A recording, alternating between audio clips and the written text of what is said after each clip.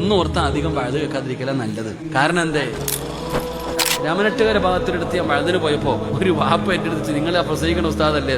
ഞാൻ പറഞ്ഞു, വാ മോനെ, ഒരു വസീയത്താ. ആ ഉപ്പ എന്നോട് പറഞ്ഞൊരു കാര്യം, ആ പാവം 4:30 ആകുമ്പോ എഴുന്നേറ്റ് സുബഹിക്ക് പള്ളിയിൽ പോയി. നിസ്കാരമെല്ലാം കഴിഞ്ഞിട്ട് ഈ സാധു നടന്നു വരും. 50 വയസ്സിന് പുറത്തുണ്ട് ആ പാവത്തിന്. അള്ളാഹു ദീർഘായുസ്സ് കൊടുക്കുമാറാകട്ടെ. ഈ വാപ്പ നടന്ന് വീട്ടിൽ വരും. വന്നിട്ട് ക്ഷീണിച്ച് വന്നിട്ട് ഭാര്യയോട് പറഞ്ഞു, ഡേയ് ഇത്തിരി ചായ തരാൻ, ഇത്തിരി ചായ ഇട്ട് തരാൻ. ഭാര്യ പറഞ്ഞ മറുപടി, ഞാൻ മജ്ലിസിലിരിക്കുക, കുറച്ചുകൂടെ കഴിയട്ടെ. അള്ളാഹു ഈമാൻ തരുമാറാകട്ടെ. എടാ, രാവിലെ 4:30 എഴുന്നേറ്റ് പള്ളിയിൽ പോയി നിസ്കരിച്ചിട്ട് വേച്ച് നടന്ന് വീട്ടിൽ വന്ന ഭർത്താവ് ചോദിക്കുന്നു ഒരു ഗ്ലാസ് ചായ തരാൻ. അപ്പൊ അവള് പറയാ, ഞാൻ വഴുത് കെട്ടുകൊണ്ടിരിക്കുകയാണ്. ഇതെന്ത് വഴുതാ പെങ്ങളെ? അങ്ങനെ വഴുത് കെട്ടിട്ട് എന്താ കാര്യം? ഇരുന്ന് സമാധാനത്തിൽ കേൾക്ക്. പെങ്ങളെ കേട്ടാ മാത്രം പോരാ, ഒന്നോർത്താ അധികം വഴുത് കേൾക്കാതിരിക്കല നല്ലത്. കാരണം എന്തേ, അറിവ് പഠിച്ചു കഴിഞ്ഞാൽ കേട്ട് കഴിഞ്ഞാൽ അത് ചെയ്യണം. ഇല്ലെങ്കിൽ അതിനുള്ളത് വേറെ കിട്ടും. ഇപ്പൊ തന്നെ ലോഡ് കണക്കിന് കണക്കാ കേട്ടതൊക്കെ.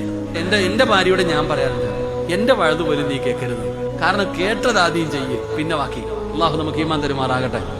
അപ്പൊ നിങ്ങൾ ചോദിക്കും, സിറാജ് ഉസ്താദ് നിങ്ങൾ വഴുത് പറയുന്നല്ലോ. ഞാൻ നിങ്ങളെ നന്നാക്കാനല്ല വഴുത് പറയുന്നേ, ഞാൻ വഴുത് പറയുന്നത് എനിക്ക് നന്നാകാനാ. അള്ളാഹു എന്നെ ഒന്നും നന്നാക്കി തരുമാറാകട്ടെ. കാരണയില്ലാത്ത മനുഷ്യന്മാർ ആമീൻ പറയടോ. നിങ്ങൾ ഇത്രയും പേരുണ്ട്, 40 പേരുണ്ടെങ്കിൽ തന്നെ ദുആയ്ക്ക് ഉത്തരമുണ്ടെന്നാ. നിങ്ങൾ ഇത്രയും പേര് നോമ്പുകാരനായിരുന്നിട്ട് എനിക്ക് വേണ്ടി ഒരു ആമീൻ പറഞ്ഞാൽ ഞാൻ നന്നായാലോ? അള്ളാഹു എന്നെ നന്നാക്കി തരുമാറാകട്ടെ. കൂടണമെങ്കിൽ കൂടിക്കോ, അത്രയേ ഉള്ളൂ.